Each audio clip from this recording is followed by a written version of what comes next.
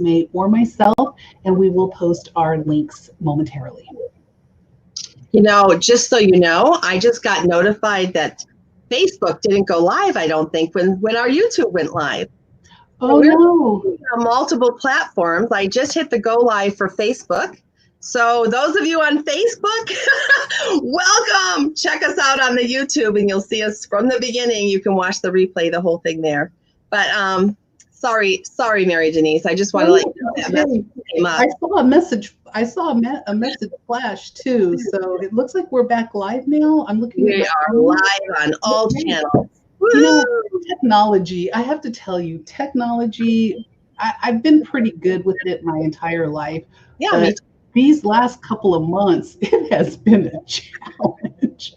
That's okay. We're doing new technology and we keep tweaking it. So we're adding something new, and we're getting better every week, don't you think? Absolutely. Yeah, I do. So we're talking about the power of nurturing transformation in yourself and in others, right? That's what we agreed on? Mm-hmm. All right. So understanding the importance of developing the ability to come alongside others to identify, envision, inspire, and guide needed change that creates and nourishes a lasting difference. In order to do this for others, it's important to have this done for yourself first and foremost. Mm-hmm. So this kind of reminds me of like being a flower in a garden, right? Yeah. A flower in a garden requires attention to the soil. And that is like our environment, right? Like where we're at. And we need to be sure that we're surrounded by supportive people and not toxic people, just like the flowers. They have to be in really good soil. They have to get fertilizer, the nourishment, the water, everything else. And so the sunlight, I like to look at the sunlight as our thoughts and the things that we feed our mind with. Candice, what can you attribute to that? Like what would that consist of? The sunlight being our thought, we need to have positive thoughts. We need to have uplifting thoughts. We need to cut out that negative self-talk. Those of you who have been watching us for the last 3 months now, can you imagine 90 days? We talk a lot about values. We talk about a lot about positive mindset. We talk a lot about presence. We talk a lot about all of this because this is what it takes to be in change and transformation, right? So having sunlight being like our thoughts is critical. You are what you think, right? So you basically on Think and Grow Rich, didn't you? Yes, I've got 3 weeks left in that class. So basically what I'm hearing you say, it's like, don't get immersed in the nightly news. There you go. Get immersed in the Netflix binging or gaming or just always being in books, right? I can see that. I can really see that. Periodically sucked into the negative news, and let's face it, the news have been really polarized and negative of late. And if you allow yourself to just sit there and be like this, and I know people that just like this all day long, or they're in their phone. You don't want to do it first thing in the morning. You don't want to do it first thing at night. Last thing at night, maybe. I sometimes check it at noon. Sometimes about dinner time, and then I go back to something more positive. Just not every day. Just a couple times a week, maybe 3 to stay in tune with what's going on. And then I check highlights on the internet. Just dipping in here and there or spot checking because it does get overwhelmingly negative. Yeah, it does. It does. And one of the other things that flowers require is water. They require water to survive, just like we do. But when I look at water in nurturing myself, I look at what my emotions are. Yeah, me too. And how do you feel about the emotions? Well, I think emotions are, I strongly believe we're spiritual beings, right? And we're energetic. Everything's energetic. Our thoughts are energetic, everything. So I really believe that with that energetic ability, everything that comes out of us, even our voices as we're speaking, are energy, and they're sound waves that go out to embrace each of you, encompass your whole bodies and connect with you. And so with that same thought, that our energy and in our emotions are energy in motion. I like to think of a newborn baby. When you see a newborn baby, what do you see? Maybe 3 months old. They sit and they coo and they caw and they're making funny faces and they're, just having a good time, and then they're crying and all their expressions on their face are all over the board. And they're just like feeling those emotions Energy and motion, it's like a roller coaster, up and down, up and down, up and down. And so they don't get stuck on it. They're like a blank slate. So they don't have the ability to assign any stories to those emotions. They just let the energy flow through them and enjoy it. And if we could learn to do that, just enjoy being in the present moment, letting our emotions flow through us like a waterfall, like a roller coaster, then we would be so much healthier. It's when these emotions get stuck in our bodies, and they do. Our body's like a container to hold our spirit and our energy, and it has its own intelligence, and the pain will show up in your body in different places depending on the kind of emotion that's tied to the pain, believe it or not. I mean, you talk about ancient history before we had Western pharmaceuticals giving us medicine all the time. They went to the core issues, right? And it was all about emotions. You can map your emotions on your body. So you ask me what I think, I can get on this whole thing there. It's so much, there's so much there. And so if you think about your emotions and you tie it to a story, somebody who hurt you, and then you get angry, and then you assign bitterness, and you get all of these feelings, and they get stuck in your body, you become uncomfortable or dis-ease, which is disease, right? And you end up, over time, it's cumulative, you end up ill. And so, we need to nourish our emotions. We need to be able to let them flow and not hold on to anger and hostility or resentment or sadness, humiliation, pride, and shame. All of those are heavy, heavy emotions. Jealousy, we need to kind of like be able to let them work through us. And that's a whole conversation in and of itself for one night, maybe. So when I was listening to you talk just now, it reminded me of a time that I really had to sit down and take a deep, deep, deep dive into who I was. I was divorced in June of 2011. I was having problems at work. I ended up leaving to go to another country to work, but I was really angry. I realized that I was holding on to a lot of hurt, a lot of anger, a lot of sadness, and it was me that was causing all the trauma that happened in my life because I wouldn't let go of past hurts. You've heard that saying, you can remember something from 20 years ago, right? It doesn't matter what good somebody does, you're always going to remember the bad.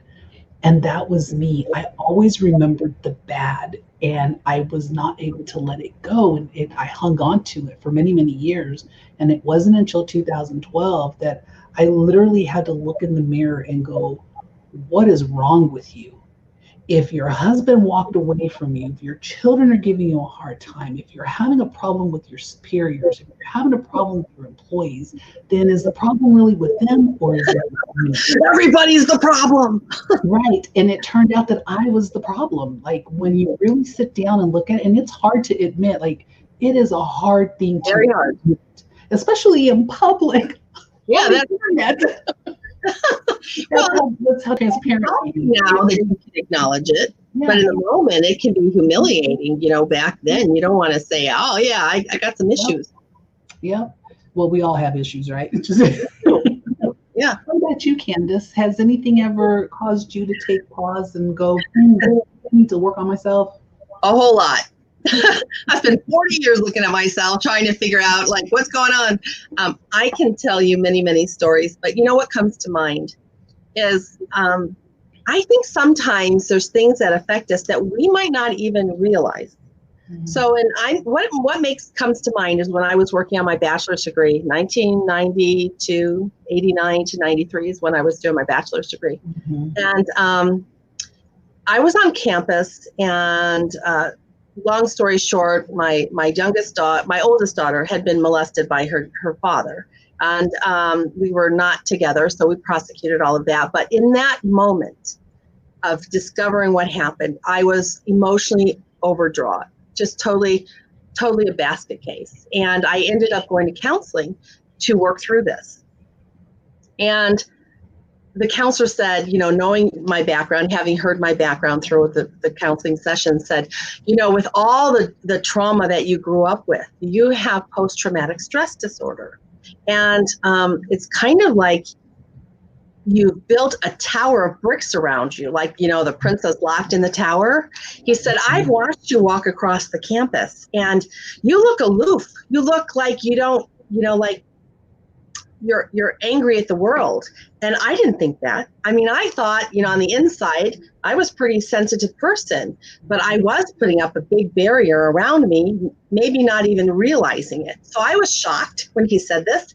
He said, Candice, I know who you are. I've been working with you for months now, and I see what a beautiful person you are, but that's not what comes across. And, I now teach Art of Feminine Presence. And one of the things we teach is that when we project out something that we want others to see, like I want others to see I'm confident and I'm, safe and protective and all this stuff, that's not what they see. It's like that projection puts a wall in front of us and they see something else, but not us, and certainly not what I thought I was projecting. So that's what comes to mind for me. And when I realized, he said I had to start breaking the bricks through, like, so I could get at least enough to see my eyes through so people could see me. And then as I began to feel more safe, I could break down the walls and begin to let people into my world. But I had a lot of pain. There was a lot. And so I guess I was angry and I was, bitter at that time. And just really powerful. And, people would look at me and go, man, you must hate the world, which I didn't, but I guess I did. I mean, I was hurting. And so it was hard. It was hard to admit that. It was hard to work through that. It was hard to break through the bricks and break down that wall. And I'm still working on the ability to totally receive love in the full depth of it in every day of my life, right? Because it's easier to give than it is to receive. But when you receive, then you can give from there. So yeah, it's a journey. It's a journey. So as leadership performance coaches and mentors, our passion is to inspire others, and it's to show you how to point the way. A lot of times we just let time tick by, and it's up to us. It's up to each individual person to be responsible for their own life. Until you can take responsibility for your own actions and your own life, you won't be able to nurture your own transformation. You won't be able to grow and blossom into that beautiful, caring person that you can be, and be able to go out there and achieve everything that you want to achieve in life. Yeah. You know what I think about? I think about how important it is to embrace life now for what it is and the mystery that it is in the moment. We don't really know what the future is going to unfold. Mm-hmm. And I think it's living in that moment and in that mystery and being your best self that you can begin to discover your individual purpose in life. And, the universe is abundant in everything. I think we've talked about this before, but it's worth mentioning because we have new people on the show every week. And the world has trees and sand and, the water drops in the ocean of abundance. And think of a snowflake. This is one I just love. I grew up in Michigan where we had snow. And when I think of the snow and I think of an individual snowflake, they're so delicate. Each one's unique. They can just melt at the tip of your finger like that fast. Mm-hmm. And then yet we have huge snowstorms, drifts 6 feet tall that, shut down schools. And how much abundance is that? I mean, how many snowflakes does it take to make mounds and mounds of snow across miles and miles? It's crazy abundant. So with that thought, each person is just as abundant and we're very distinct in our uniqueness, like a snowflake. And I just think that's a powerful thing for us to remember, that just like no two snowflakes are alike, no two people are alike. Nope. And they're not even the same anyway in their life. So even twins, right? Even twins, they twins are born, and they might be identical twins, but they still have their own fingerprint. They still have their own thought processes. They still have their own what they want to do. They might be in tune with each other because they shared a womb and everything else, but at the end of the day, they're still unique individuals. Isn't that amazing? Yeah. So we have the imperative to live in accordance with our own nature, right? Of who we are. So it's important that we nurture our own transformation and discover our own unique path so we can live to our potential and we can learn to live creatively through all the challenges that life brings. And believe me, life will bring a lot of challenges. Every single day. And the key is finding fulfillment and knowing that you're living in accordance to your truth, even through those difficulties. Yeah. And so, because we're born into a very particular surrounding, we all have parents, we all have a community, we all have environment. May not be what we wanted or what we liked. It's just the way it is.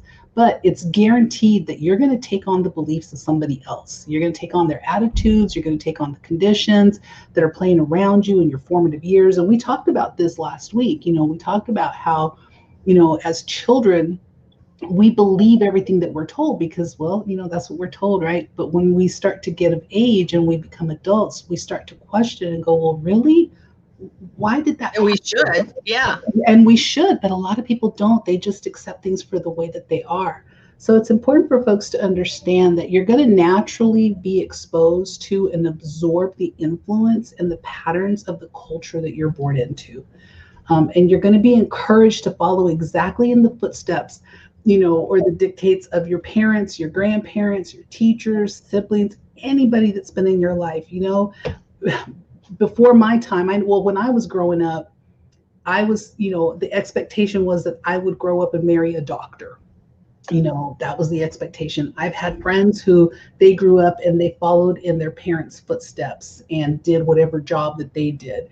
And it was funny because I always imagined that my children would follow in their father's footstep and join the military. Really? Not one of them joined.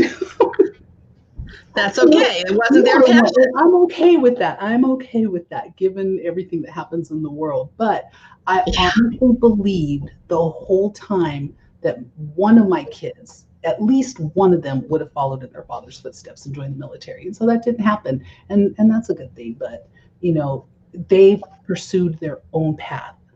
And that's what was so beautiful about it. They were allowed to pick whatever they wanted to do because they had a mind of their own and they realized, the Army life is not for me. I grew up as an Army brat. I don't want to do this, and I don't want to inflict this on my own children should I have them. That's good. That they had. So it's good we each have our own freedom to choose, right? As long as we do. Some of us fail to do that, and we end up living a version of someone else's life rather than our own dreams, right? Yep. So if you don't take responsibility for your own life and discovering your purpose and nurturing the transformation within yourself, you'll be like the majority of people who've been heard on their deathbed to say, I wish I'd had the courage to live the life true to myself, not the life others expected of me, right? That's the regret. That's when you're at your deathbed, it's too late for the regrets because now you can't change anything about it. Like you shoulda, woulda, coulda. You should have done it. Yeah, and then you're looking back in hindsight, you say, wow, what was stopping me?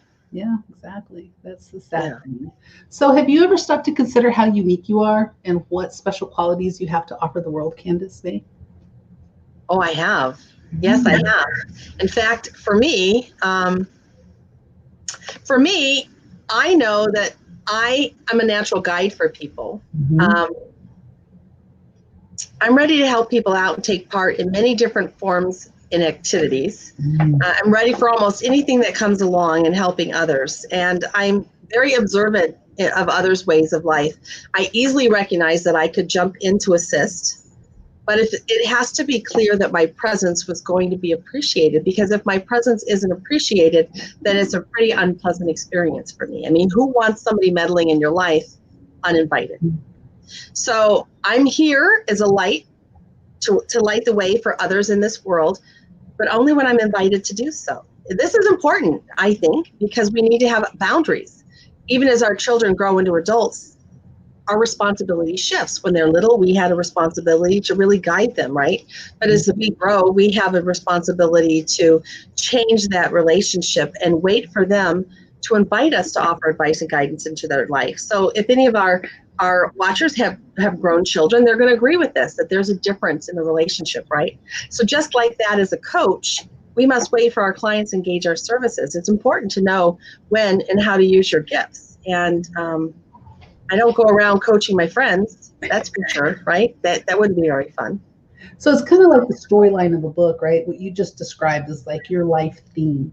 This is what your purpose is to do. And you know, everybody has a purpose and our stories fold out. We're responsible for our own narratives. We can actually rewrite the narrative of our life if we don't like it.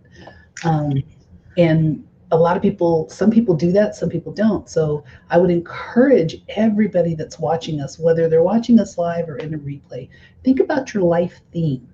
What is your life theme? What is your melody? What is the symphony of life that only you can play to? That people will be like, wow, I've got to have what Candice May has. Wow, I've got to have what Mary Denise has. And being able to accept and know that your life theme is where that change begins. So owning this helps you be the leader of your own life, you know, and I have a thing about I am not living by somebody else's rules anymore.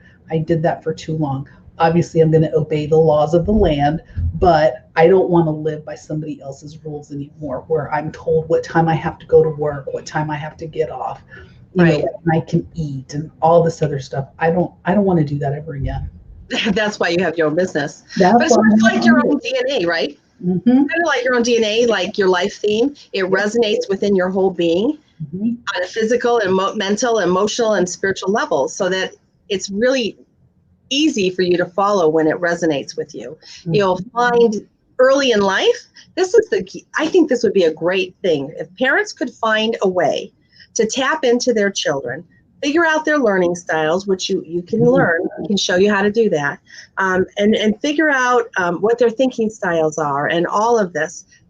Hey, Cedric, good to see you. If we can tap in as parents early into the age of our children and help guide them in their natural gifting, then they can find that life theme for them, the melody that plays out in their life. They can find the path or their true purpose, because there's a lot of unwinding that we have to do by the time we become an adult to get rid of those other messages and the other things that people told us we should be doing, right? Absolutely. Absolutely. Well, you know, when I think about what my life theme is, it's interesting because about 2 weeks ago, because I've been starting to write the story of my life, and I asked my daughter, because I know my life theme. My life theme is about advocacy, truth, and transparency. And so I asked my daughter, how would I be remembered at my funeral? Like, if I were to drop dead today, how would I be remembered? And with all of her wisdom, 26 years worth of wisdom, she said, you're going to be remembered as someone that helped people become the leader of their own life. She said, she reminded me that throughout her entire life, when she was younger, she watched me fight for people that didn't have it in them to fight for themselves. She saw me help people find their voice. She saw me help uncover the truth in bad situations to make a difference. Like, that's all she's ever known, because that is what I've always done. So it was interesting to be able to say, this is my life theme, one of transparency and truth. Sure. I think that's great. I started in my 20s asking, like, thinking about my eulogy. What is it I want someone to say at my funeral? I don't think I've ever asked my children or anyone else what they would say at my funeral. It might be fun to ask. But I can tell you, when we talk about guiding our children in their natural path, I tried to do that with my kids as much as I could. And my oldest, bless her heart, she is a fabulous woman. She's a registered nurse and a BSN. She's written a book. She's, adopted at the age of 19, a medically fragile child. She now has 3 children. And she's always helping good. But when she was little, I used to say, your name is Dorcas. It's Tabitha, but your name is Dorcas in the Bible. And it's somebody who always did good and helped the poor. And, she's lived out into that lifestyle.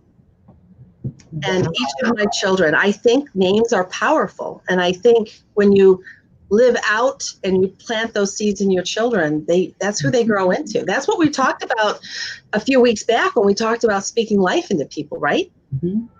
Yeah. And if people didn't speak life into you, you speak life into yourself and find people in your life to speak life into you. And that's the thing. People have to go and find the people that are going to encourage them, they're going to support them, and they're going to hold that image, that vision for that person. Too often we don't do that. And I was actually having a conversation with a client about that very situation, because the client felt that all the people that were in her life were just very negative, and because that's what she grew up having, was the negative, and she didn't know how to change. She was falling into those patterns. Yeah. She didn't know how to change her friends. She's like, so do I just cut them off? And I'm like, well, ultimately, yes, but it's not easy to do it in one fell swoop, right? Unless you're that determined and you're that person that can be like, you know what, screw it. I don't want to, I'm done. I'm not going to do anything with anybody. It's kind of like quitting smoking, right? You're either going to go cold turkey, or you're going to do it in steps, and you're going to start with the patch, you're going to start with the gum, and you're going to step down until you're no longer with the nicotine. So it's the same concept. If you're going to get rid of the negativity in your life, you start with increments, or just go cold turkey. Yeah. Be prepared for everybody to talk about you. Yeah. So I guess for us to nurture others, we need to be it can be as simple as having candid communication that's honest and open, right? Mm-hmm. Yet it needs to still be kind, don't you think? Mm-hmm. I know people to say, oh yeah, we have brutal honesty, and they use that to tear people apart. Yes. And they pride themselves on that. But I think candid feedback can be honest, but it can be also kind. You don't need to be hurtful and mean, because that's just not acceptable, right? Mm-hmm. Absolutely. Yeah. Absolutely. And I know we were talking earlier, and we had an analogy that I really loved, Candice May. You were using the analogy of homeowners.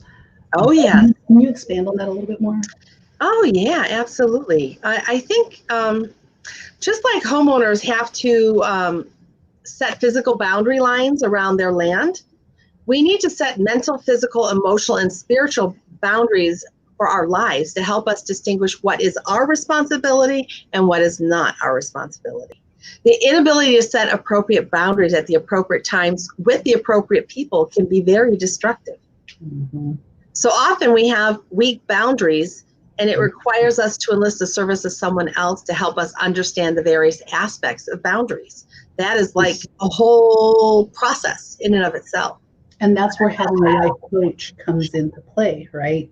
Being able to have someone that can help you get through that. As a life coach, we're not there to tell you what to do. We're there to ask you the questions that you're going to dig deep for to come up with an answer with. And you'll be surprised at what you will learn when you work with a coach.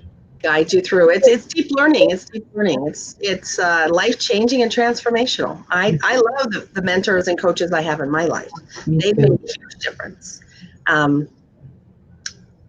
We invest a lot of money in our formal education, but that doesn't get into our character. And it's the character of who we are that defines us. It's the character of who we are. When we lead from who we are on the inside. And that's the power of transformation. That's the reason we want to nurture transformation in ourselves and in those that we come alongside of. Mm-hmm. It's very important. I would love, and I'm sure you, Mary, would love to service our people here. If there's an opportunity where you want to reach out to us, do you by chance have our emails? Or I do. I was just going to put those up. Yeah, great. So you can connect with at marydenise.com or Candice at CandiceMay.com, and we would love to chat with you. And one of the other things that we can do to nurture ourselves and others, right? Because that's what this is about. If we can nurture ourselves, we can nurture others, because people watch us, people learn from us, right? And so if we can dedicate time to those who matter to us, imagine what that will do. You've got to schedule time on your calendar and make it happen. I know it's a very difficult thing for people to do, but since we've been in a situation where everybody is locked into the house, like we're doing nothing but spending time with each other. And sometimes we're like, get away from me. But I've seen other families who they've become closer, they're connected, they're playing more family games, excuse me. It's okay. It's all right. Join us for the rest of the show. Sorry. Sure. Isn't she beautiful? Yeah, she's my Carly girl. She's the Carly girl. Go with your mama, please. And that's what happens when you work from home. That's okay. It's That's, awesome. you know what? We have to make time for our family and those important to us. If we're so focused on what we're doing and we can't take a moment to be kind to our family when they come in, something's wrong. So, never apologize for your family. Just Bingo. Yeah. So just make sure you make time for yourself, make time for others, make time for yourself, though. We have a tendency, especially women. Oh my God, we're the worst at it. We don't make time for ourselves ever. Like we put everybody else's needs above our own. So put that time into yourself. Schedule that bath date, schedule that wine date, whatever you need to do to have just that moment, even if it's an hour to yourself, do it. And or with then your best friend. spend or with your best friend and spend it with them. And one of the things that I work with some families with is because it's hard to have that time with each of the kids, right? If you have three kids, for example, like my daughter, for example, Yeah. One of the things that I suggested to her was, have a day where you just spend an hour with Carly. And then the next day you spend an hour with just Emma. And then the next day, an hour with just Theodore. Just to have that close Absolutely. one-on-one for each one so that they can have that special moment, do something special with each parent. It's a great thing. So I think everybody should do that. Yeah, and if a father is around and can take his daughter on a date, kind of show her what it's like for a guy to treat her properly, that'll be a treasure. Well, and my son-in-law does that. He does that with the girls. He'll take one of them to the store. If he's going to run over there and get something, he'll just take one of them. Sometimes he takes them all. God bless his heart, but he takes all of them because they're all under 6. So Wow, under 6, that's a lot. You can only imagine what happens then. So, but then one of the other things that I think that we can do to nurture ourselves and others is don't jump to conclusions. Yeah. Jump to conclusions because that's never good, is it? It's never a good thing. So make sure there's no other comments. I don't see any comments on my end either. So jumping to conclusions can be an issue, right? So by not jumping to conclusions, do you mean letting go of your biases and your judgments? Yep. And how do you do that? Well, you got to become aware of your own thoughts. Yeah, absolutely. You got to. It takes time to listen to both sides of a story. Mm-hmm. And then practicing active listening. And that's a topic for a whole nother day.